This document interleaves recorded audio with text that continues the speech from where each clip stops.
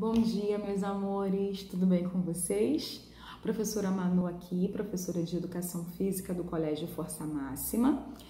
Quero dizer em nome de toda a equipe Força Máxima que nós estamos com muita saudade de vocês, querendo que vocês fiquem em casa, previnam-se para que isso tudo possa acabar o quanto antes e a gente possa se encontrar nas nossas aulas novamente, tá bom? Estamos com muita saudade. Cada vídeo, cada aula, tudo é preparado com muito carinho para vocês, tenho certeza disso, tá bom? Agora, a partir da aula de hoje, eu e a professora Rebeca estaremos gravando vídeos de educação física para os alunos do 7º ano. Antes, vocês tiveram aula com o professor Delavi e com o professor Gustavo, e eu tenho certeza que foi muito interessante para vocês. Eu e a professora Rebeca, a gente quer trazer um tema um pouquinho diferente. Vocês já são do Fundamental 2 há 2 anos. Então agora a gente queria fazer com que vocês tivessem um outro olhar para a educação física. A parte dos jogos, a parte dos esportes, a parte das brincadeiras, tudo é importante? Tudo é importante. Só que agora eu queria que vocês tivessem um olhar para o nosso corpo. Como funciona o nosso corpo?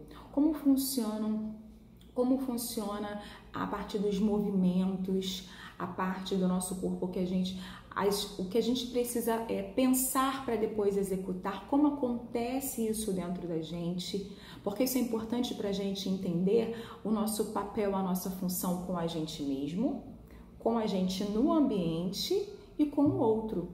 É importante a gente descobrir os nossos limites para entender o limite do outro. E a gente só consegue fazer isso estudando. Então vamos fazer isso?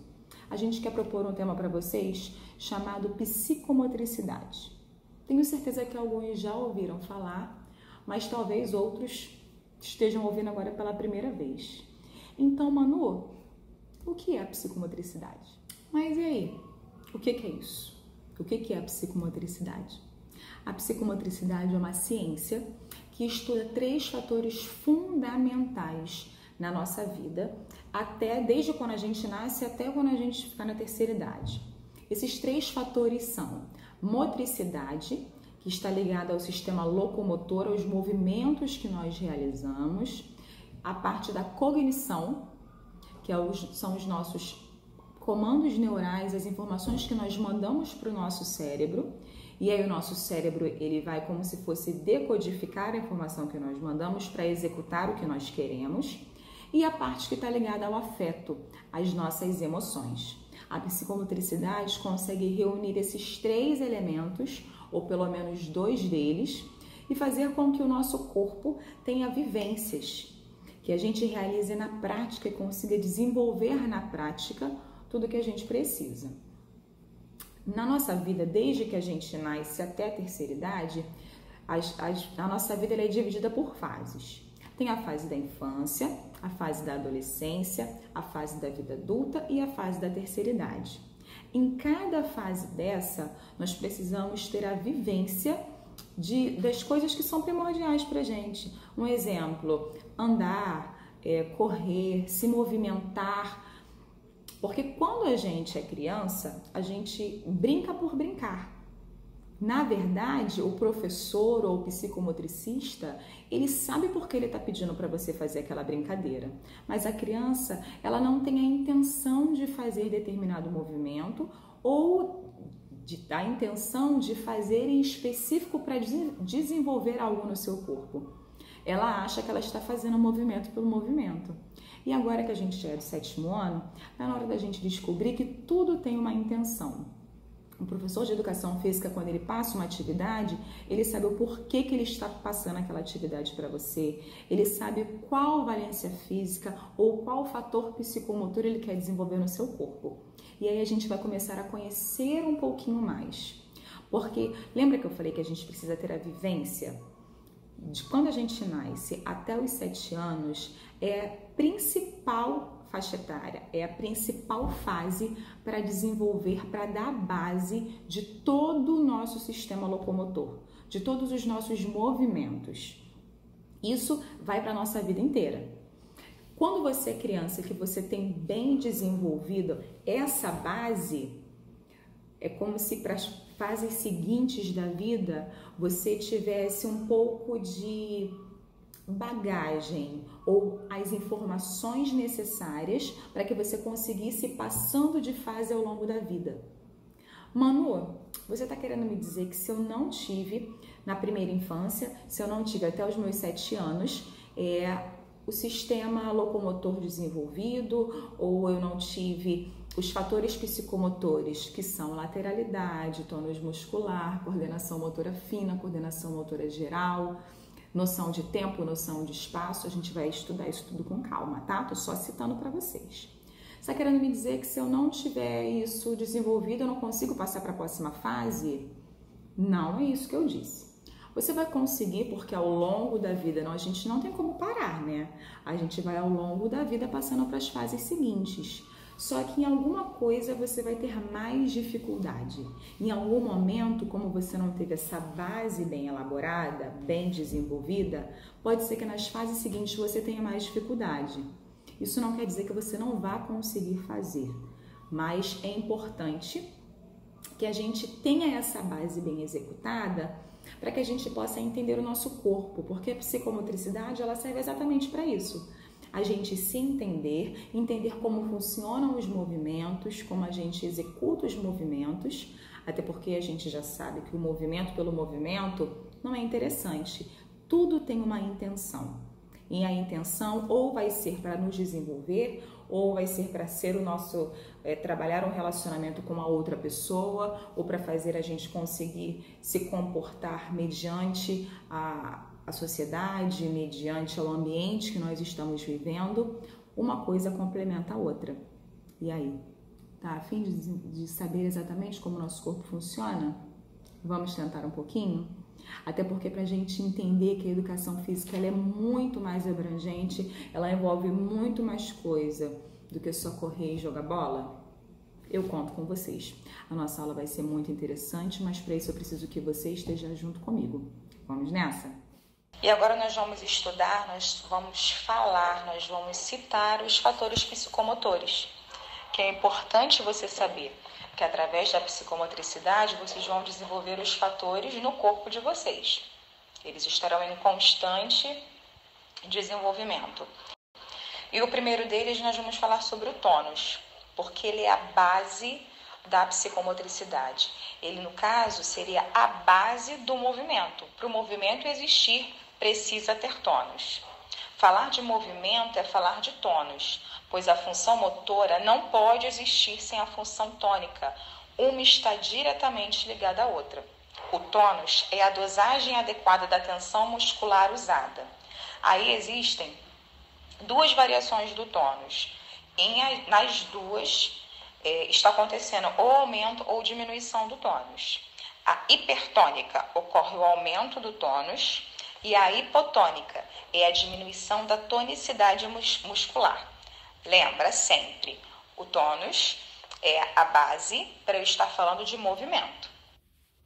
O segundo fator psicomotor que nós vamos falar, ele é o equilíbrio. A possibilidade de manter postura, posição e atitudes indicam a existência do equilíbrio. O equilíbrio ele não é só relacionado diretamente só à postura, mas também relacionado à emoção, tá? Porque se eu consigo administrar as emoções positivas ou negativas, se eu consigo lidar com contrariedades, adversidades, imprevisto, mantendo postura, isso também é importante para o nosso dia a dia, para a nossa convivência, tá? Então, a parte emocional, ela também está ligada ao fator do equilíbrio. Nós vamos falar agora sobre lateralidade. Lateralidade é a preferência da utilização de um dos lados do corpo. É o predomínio motor sobre um dos lados, seja ele o direito ou seja ele o esquerdo. Quando eu utilizo o meu lado dominante, eu vou imprimir mais força, mais precisão, mais harmonia em tudo que eu vou fazer, em todos os movimentos que eu vou realizar. Com isso eu vou levar menos tempo e vou gastar menos energia.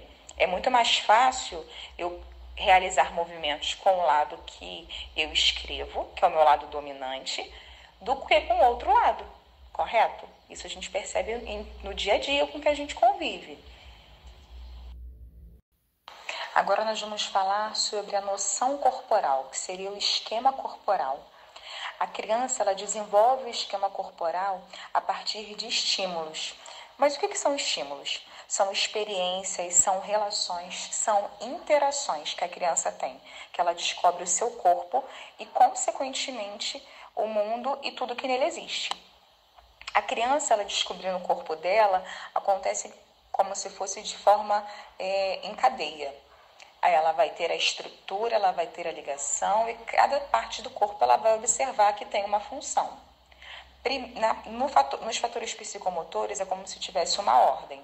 Primeiro acontece a coordenação motora, para depois acontecer a noção corporal. Tem um grande escritor que é o Lebouche. Quando ele fala de esquema corporal, ele desenvolve, ele divide em 3 fases diferentes, em 3 etapas. A primeira etapa ela vai de 0 a 3 anos, que é a experiência do corpo vivido. A segunda etapa, que é dos 3 aos 7 anos, que é o corpo percebido. Na terceira etapa é o corpo representado, é de 7 até 12 anos. E é importante a gente falar para que você possa entender como é que isso acontece. Na primeira etapa, que é o corpo vivido, o bebê ele não diferencia o meio ambiente dele. Tudo se mistura, como se tudo fosse uma coisa só.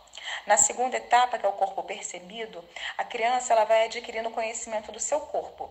Ela se percebe e se vê como um ponto de referência. Então, ela é referência para todo o outro, tanto para situar os objetos, tanto no tempo quanto no espaço. A terceira etapa, que é o corpo representado, é a fase de descentralização do corpo. Nessa fase, a criança, o adolescente, né, ele já amplia, ele organiza e estrutura o seu corpo. Ele deixa de ser o centro. Então, gente, a gente vai falar agora sobre a noção de espaço e tempo. O que seria a noção de espaço e tempo? Seria a capacidade de eu me orientar em um determinado ambiente, né, em um determinado espaço, e perceber a relação de proximidade das coisas. Isso levando em consideração uma determinada noção de tempo. E aí existem termos, existem situações que são primordiais para que a gente consiga fazer isso, né? Observar a duração dos intervalos, ter a dimensão de perto, de longe, de em cima, embaixo, dentro e fora. Isso tudo é importante para eu ter essa consciência, tanto do tempo quanto do espaço. Coordenação motora global. O que vem a ser uma coordenação motora global? Como o nome já diz, engloba todo o meu corpo, ou várias partes, mais de uma parte do meu corpo, né? Seria a conscientização global do meu corpo de forma ampla. Seriam as ações que acontecem de forma simultânea, ou seja, ao mesmo tempo, de grupos musculares diferentes, sejam dos membros superiores, sejam dos membros inferiores, sejam dos troncos, para que eu consiga realizar movimentos que são básicos, andar, correr, saltar, arremessar, para eu levar a minha vida, o meu dia a dia, de forma coordenada. Falando sobre a coordenação motora fina, ela utiliza pequenos músculos, buscando movimentos mais precisos, movimentos mais refinados. Desafio da semana. Olha essa foto. Tá vendo essa criança linda que está deitada aí no chão, sendo envolvida por tampinhas de garrafa? É minha filha. Então, qual é o desafio que eu tenho para vocês? Mediante aos fatores psicomotores que vocês aprenderam nesse vídeo, eu quero que vocês me informem quais são os fatores que mais são estimulados nessa atividade que está sendo feita aí. Tá? Vocês viram, né, os fatores psicomotores, tonicidade, coordenação motora geral, coordenação motora fina, noção de tempo, noção de espaço, entre outros. Então, eu quero que, vendo essa imagem aí dessa atividade, vocês me digam quais fatores psicomotores estão sendo estimulados. Gravem o vídeo, marquem a escola, marquem o Força Máxima. Eu quero ver quem vai acertar, tá bom? Beijinho, fiquem com Deus.